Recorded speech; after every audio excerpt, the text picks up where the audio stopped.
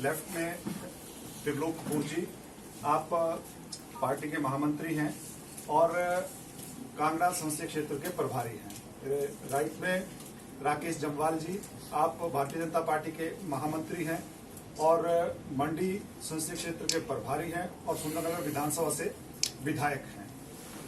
साथ में बलदेव शर्मा जी, जो आपके सबके चिर परिचित हैं और इस जिला के हमारे सम्मानीय जिलाध्यक्ष हैं। साथ में बहन कमलेश जी, यहाँ की सम्मानीय विधायिका हैं।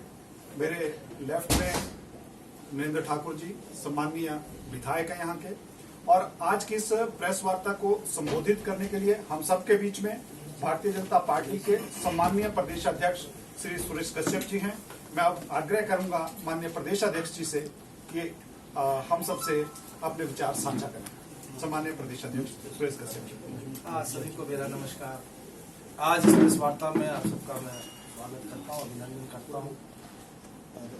जैसा कि हम जानते हैं, हमीरपुर में हमारी जो 2 दिवसीय प्रदेश कार्य समिति की बैठक, जिसमें कि आज और अगले कल हमारी ये बैठक होगी। आज मुख्यतः हमारे प्रदेश के पदाधिकारी और की बैठक और अगले दिन हमारी पूरे कार्य समिति की बैठक होने वाली है। मुख्यतः आज हमारे 3 सत्र और अगले कल हमारे 4 सत्र होंगे और इस बैठक में हमारा शीर्ष नेतृत्व, जिसमें कि हमारे राष्ट्रीय उपाध्यक्ष और उत्तर क्षेत्र के प्रभारी आदरणीय सुधान सिंह जी, हमारे प्रभारी आदरणीय अविनाश राय खन्ना जी, प्रदेश के मुख्यमंत्री आदरणीय जयराम ठाकुर जी, हमारे केंद्रीय मंत्री आदरणीय अनुराग ठाकुर जी, पूर्व मुख्यमंत्री आदरणीय प्रेम कुमार धूमल जी, और इसके अलावा प्रदेश के सभी पदाधिकारी, सभी मंत्रीगण, सांसद, विधायक, 2017 में जिन्होंने चुनाव लड़ा, हमारे मोर्चों के प्रकोष्ठों के अध्यक्ष, हमारे जिला के अध्यक्ष, और ऐसा करके हमारी बैठक जो है अगले कल सुबह शुरू होकर कल शाम के समय समाप्त होगी। कुल मिलाकर विभिन्न विषयों के ऊपर हम चर्चा करेंगे, जिसमें कि आगामी हमारे जो मिशन रिट्रीट को लेकर जो हम लक्ष्य लेकर चले हैं, उस दृष्टि से हमारे जो विभिन्न कार्यक्रम होने वाले हैं, हमारी जो प्रशिक्षण वर्ग प्रस्तावित है, हमारी रैलियां प्रस्तावित हैं, हमारे त्रिदेव के सम्मेलन, हमारे लाभार्थियों के सम्मेलन, हमारे जो चुने हुए प्रतिनिधि पंचायती राज और स्थानीय निकाय के उनके सम्मेलन, हमारी जो विजय संकल्प यात्रा, इसके अलावा हमारा एक युवा मोर्चा की 1 लाख युवाओं की एक बहुत बड़ी गर्जना रैली, जिसको नाम दिया गया है युवा गर्जना रैली, वो होने वाली, जिसमें देश के यशस्वी प्रधानमंत्री श्री नरेंद्र मोदी जी, उनका आशीर्वाद हमको मिलेगा। इसके साथ साथ हमारा सैनिकों की यात्रा, पूर्व सैनिक जो हमारे, क्योंकि हिमाचल प्रदेश देवभूमि के साथ वीरभूमि भी है, और उसको लेकर हम एक यात्रा पूर्व सैनिकों के, जो हमारे पूर्व सैनिक हैं उनके परिवारों से मिलना, वीर नारियां उनसे मिलना, और ऐसा करके भी हमने प्रस्तावित किया है। इस दृष्टि से हमारे बहुत सारे आगामी जो कार्यक्रम हैं, आगामी जो हमारे विभिन्न कार्य भारतीय जनता पार्टी संगठन की दृष्टि से करने वाली है, उसको लेकर हम विस्तृत रूप से इनकी रूपरेखा को लेकर किस प्रकार से हम कार्यों का निष्पादन करेंगे, हम चर्चा करेंगे। बाकी हमारा शीर्ष नेतृत्व, उनका मार्गदर्शन हमको मिलेगा। एक राजनीतिक प्रस्ताव, जिसमें कि केंद्र सरकार के उपलब्धियों भरे 8 वर्ष का जो कार्यकाल पूर्ण हुआ है, और मैं समझता हूं हिमाचल प्रदेश के लिए ये गौरव का विषय है कि 8 वर्ष पूरे होने के ऊपर हमारे देश के यशस्वी प्रधानमंत्री जी शिमला में आए, और ये इतिहास में पहली बार हुआ कि रिज के मैदान से, शिमला से माननीय प्रधानमंत्री जी ने पूरे देश को संबोधित किया। ये एक इतिहास है, जब 20 लाख से ज्यादा लोग इस कार्यक्रम में जुड़े थे, और सभी जिला केंद्रों के ऊपर पूरे देश भर में वर्चुअल माध्यम से माननीय प्रधानमंत्री जी ने केंद्र सरकार की जो योजनाएं हैं, उनके जो लाभार्थी हैं, उनसे वर्चुअल माध्यम से संवाद किया। तो उस विषय को लेकर भी केंद्र सरकार के उपलब्धियों भरे 8 वर्ष और प्रदेश सरकार के माननीय जयराम ठाकुर जी के नेतृत्व में उपलब्धियों भरे 4.5 वर्ष का जो कार्यकाल है उसको लेकर हम एक राजनीतिक प्रस्ताव भी लेकर आएंगे। कुल मिलाकर इन विषयों को लेकर हम आगे बढ़ेंगे। मुख्य लक्ष्य हमारा प्रदेश और आगे बढ़े और आने वाले समय में जिस प्रकार से अभी 4 राज्यों में भारतीय जनता पार्टी ने मिशन रिपीट को कामयाब किया है, हिमाचल प्रदेश में भी हम मिशन रिपीट को कामयाब करें और फिर से भाजपा की सरकार हिमाचल प्रदेश में हम स्थापित कर सके, उस दिशा से हम आगे बढ़ रहे हैं। मुख्य रूप से यही हमारे बिंदु जो 2 दिवसीय हमारी बैठक रहने वाली है उसमें हम जो है करेंगे। मैं एक नाम बताना भूल गया, हमारे सह प्रभारी संजय टंडन जी वो भी इस बैठक में विराजमान होंगे।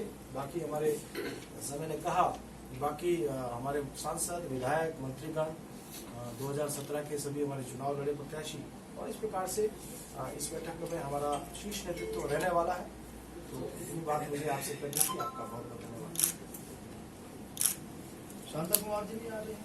नहीं, शांता कुमार जी स्वास्थ्य कारणों से मैंने स्वयं उनसे बात की थी और आज भी मैंने बात की है। तो स्वास्थ्य कारणों से शांता जी, क्योंकि कोविड के बाद शांता जी बाहर बहुत कम निकलते हैं, स्वास्थ्य कारणों की वजह से शांता कुमार जी इस बैठक में नहीं रह पाएंगे, लेकिन उनका मार्गदर्शन हमको मिलेगा।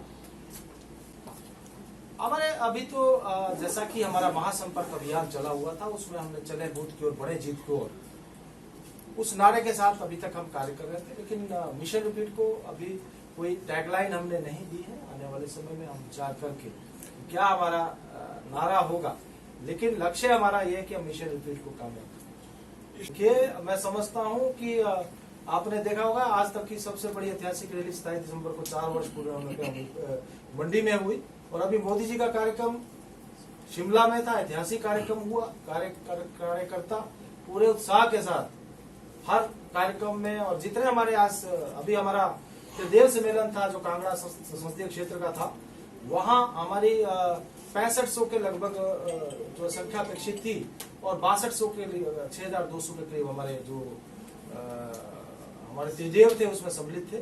तो ये स्वयं इंगित करता है कि कार्यकर्ताओं में उत्साह, सभी लोग मिशन रिपीट को लेकर आगे बढ़े। ऐसा कई बार होता है, लेकिन मैं समझता हूं कि सभी लोग आने वाले समय में एकजुटता के साथ आगे बढ़ेंगे और मिलकर हम इस चुनाव को लड़ेंगे। ये बहुत सारे विषय होते हैं, इन्हीं सभी विषयों को लेकर जो हमारी इस प्रकार की बैठकें होती, सभी के ऊपर विचार विमर्श किया जाता है और ये सब विषय भी हमारे कल की बैठक में रहने वाले हैं। ये बात सत्य है कि हमारा जो पड़ोसी राज्य है, आम आदमी पार्टी की सरकार जब से वहां पर विराजमान हुई है, लॉ एंड ऑर्डर और विशेष रूप से हम देख रहे हैं कि जिस प्रकार से हत्याएं वहां पर हो रही हैं, जिसमें कि अभी भी सिद्धू मूसेवाला की हत्या की गई और बहुत सारे अन्य लोगों की भी हत्या पिछले दिनों हुई है। हमारे लिए चिंता का विषय है, क्योंकि हमारा लगभग 350 किलोमीटर का जो बॉर्डर है उनके साथ लगता है। लेकिन हमारे जो प्रदेश में प्रदेश सरकार इसको लेकर गंभीर है, सुरक्षा की दृष्टि से इस स्थिति का पूरा आकलन किया जा रहा है और हमारे जो सुरक्षा एजेंसियां हैं उनको भी हर समय हर स्थिति के लिए तैयार रहने के लिए निर्देश दिए गए हैं। लेकिन ये विषय केवल हमारे लिए नहीं, पूरे देश के लिए चिंता का विषय है। जिस प्रकार से वहां इस प्रकार की घटनाएं घट रही हैं, ये निश्चित रूप से चिंता का विषय है। देखिए, मैंने जो विषय रहेंगे वो तो मैंने आपको बता दिया। हाँ, समय हमीरपुर में नहीं, लेकिन हमीरपुर पार्लियामेंट्री में बैठकें होती रही, लेकिन यहाँ थोड़े समय के बाद हो रही है। लेकिन अन्य ऊना में और अन्य स्थानों के ऊपर बिलासपुर में बैठकें होती रही हैं। प्रॉपर जो ऐसे तो कई जिले हमारे जहाँ प्रदेश कार्य समिति की बैठकें नहीं हुई है, बहुत सारे जिले हैं, लेकिन पार्लियामेंट्री में बैठकें होती रही। अभी आ भी चुका है, मैंने कहा भी है कि इन सभी विषयों के ऊपर हम आगामी 2 दिवस में चिंतन करेंगे, चर्चा करेंगे और हमारा प्रयास रहेगा कि ऐसी स्थिति कहीं पर भविष्य में न आए। कि भारतीय जनता पार्टी जिताऊ चेहरों को लेकर आगे बढ़ेगी।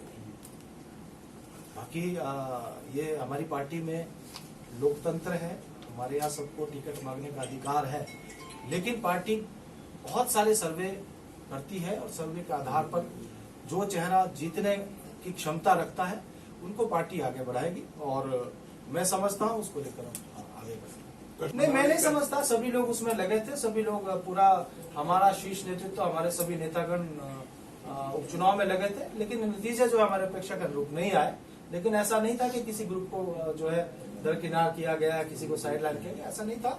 सभी लोग लगे थे, सबने मिलकर चुनाव लड़ा, लेकिन नतीजे जो है जैसे हम चाह रहे थे वैसे नतीजे नहीं। मैं समझता हूँ उसके कई कारण हैं, कोई एक कारण हम इंगित नहीं कर सकते, कई कारण उसमें रहे। लेकिन पूर्व मुख्यमंत्री वीरभद्र सिंह जी के जो उनका एरिया था, जैसे कि वो विधायक थे अर्की से, ये उनका अपना विधानसभा क्षेत्र था। इसी प्रकार से जो हमारा फतेहपुर था, वहाँ सुजान सिंह पठानिया जी वो भी विधायक थे। और मंडी संसदीय क्षेत्र जो कि वीरभद्र जी का अपना क्षेत्र रहा, कहीं ना कहीं ये भी एक विषय रहा कि इसको लेकर भी। और दूसरा विषय कहीं ना कहीं 2014 के बाद भारतीय जनता पार्टी लगातार जीतती आई थी, तो एक थोड़ा जिसको हम कह सकते हैं कि गंभीरता थोड़ी कम रही, इसलिए कुछ ऐसे विषय रहे, इसकी वजह से चुनाव में हारे। लेकिन मैं नहीं समझता उसका कोई असर पड़ने वाला। आप जानते हैं आज जो कांग्रेस पार्टी की स्थिति है, अगर प्रतिभा जी ऑफिस में आते तो सुक्खू जी नहीं आते, उनका कार्यक्रम प्रतिभा जी का कार्यक्रम तो सुक्खू जी नहीं आते, सुक्खू जी का कार्यक्रम प्रतिभा जी नहीं आती। और बहुत सारे ऐसे नेता हैं जो आज अलग अलग दलों में बटे हैं। तो मैं समझता हूँ कि ये शीर्ष नेतृत्व तय करेगा कि आने वाले समय में किस प्रकार से होना है, और शीर्ष नेतृत्व जैसी डायरेक्शन देगा उसी दृष्टि से भविष्य में पार्टी तय करेगी इसको। देखिए, एक तो अति उत्साह, अति आत्मविश्वास जिसको हम कह सकते हैं, ओवर कॉन्फिडेंस, ये भी एक कारण रहा कि हम मंडी में, क्योंकि ये आत्मचिंतन करने के बाद हम लोग आगे बढ़े हैं। और आज जो स्थिति आप देख रहे हैं, पिछला हम प्रभाव समझते हैं जो 4 उपचुनाव के बाद एक हम लोगों को, सभी को, जिसको बोलते हैं ना कि समय के ऊपर ठोकर लग गई और नतीजा हो गया, आंखें हमारी खुल गई। देखिए, ईवीएम के द्वारा जो चुनाव होते आए हैं और आने वाले समय में ईवीएम से चुनाव हो, हम इस बात की मांग करते हैं। लगातार हो रहे हैं, किसी प्रकार की दिक्कत नहीं आ रही है, टोटल ट्रांसपेरेंसी है, उसमें कहीं दिक्कत नहीं है। मैं साफ रूप से कहना चाहता हूँ, जो पार्टियां इसके ऊपर सवाल उठाती हैं, जब वो अपने आप जीत जाती हैं तो ईवीएम के ऊपर सवाल नहीं होता, लेकिन जैसे आती है तो ईवीएम के ऊपर सवाल खड़े कर दिए जाते हैं। लेकिन मैं समझता हूँ कि आज का जो समय है उस समय में ईवीएम से चुनाव ये सरकार तय करेगी। लेकिन चुनाव चाहे पार्टी चिन्ह पे हो या जैसे भी हो, भारतीय जनता पार्टी तैयार है, हर समय तैयार है, जिस भी स्थिति, जो भी स्थिति होगी। आज भी हमारी शिमला नगर नहीं हो, आने वाले समय भी हमारे सर पिछले दिनों कांग्रेस के जी, थैंक यू सर, क्वेश्चन है कि सुक्खू ने कहा था कि 2